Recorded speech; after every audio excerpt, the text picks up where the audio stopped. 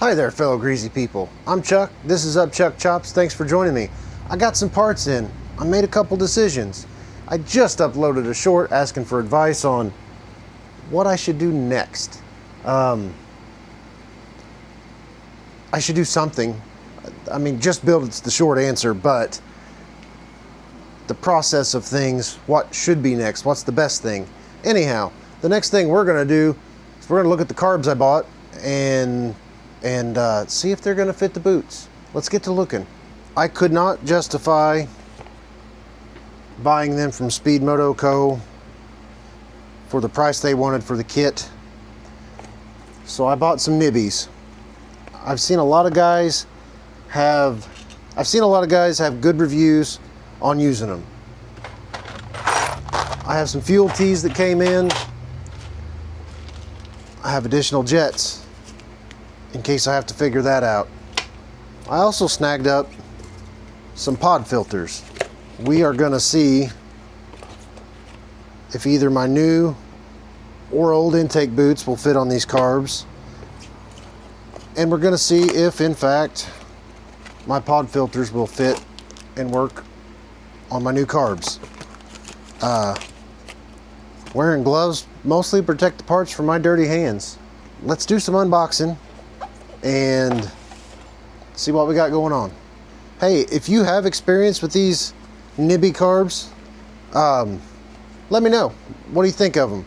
I also have a 2 pull into 1 top throttle cable set coming.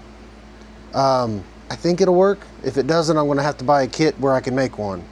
Anyhow, unboxing.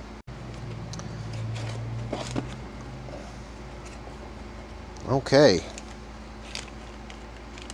Looks like these came with some additional jets. I did not expect fuel line to come with it.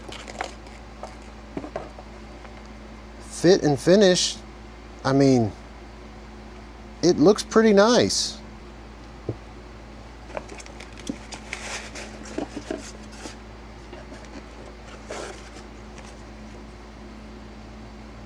This is nice. They sent me stickers, so leg up on that. They tell me the original setting this is supposed to come with, and then basic tuning common sense. That looks like some good information. All that information is going to be a moot point if we don't fit. So I measured. My new intake boot will fit on the engine properly.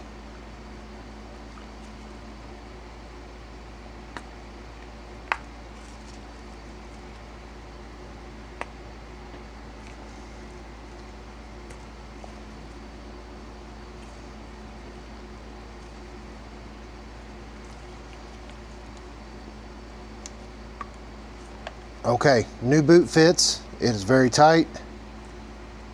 I can use these if I want. It's very tight though. I guess a good seal is important. Let's see if the old ones, because you always need a backup, fit as well.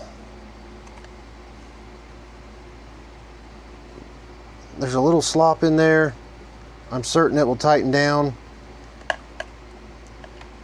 I will probably use the new ones, even though these are soft enough. I think they would be usable. I could get the heat gun out, warm it up, and kind of refresh on it, but one win. Let's break open my pod filter.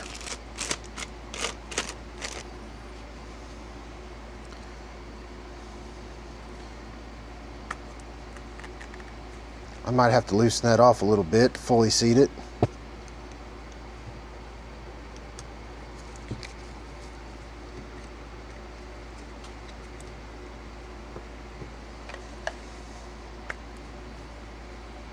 That is a nice fit.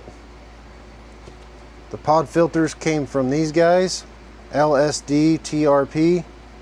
I need to do some looking, see about what this carburetor is starting life at, and what the old Kawasaki carburetors started at as jet-wise. I don't know if that's apples to apples. but I figure that might be a good baseline to start. I went to kz400.com.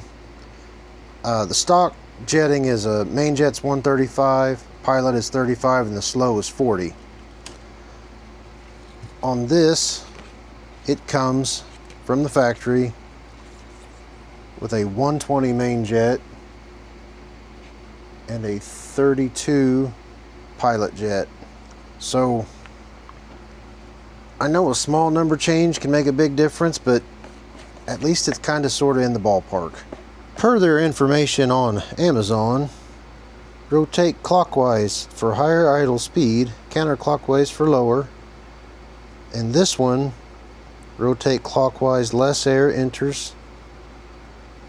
Rotate counterclockwise, air enters more. So that's good to know. From a picture, I can tell this is where fuel goes in. I don't know what these two are for. I'm certain that's the enrichener. This screw, oh, there we go. Adjustable high-speed filling tube. I'm not sure what that means. So anyhow, that's my little carb update. So it answered my question. It fits. Now, can I get it tuned to work? That's to be seen. I don't know if this will make a video, but I needed to do it to kind of get my head around it, and we'll go from there. Thanks for watching. I'll catch you later. If you have any carb tuning tips, or if you've used these Nibbis, let me know below. See ya.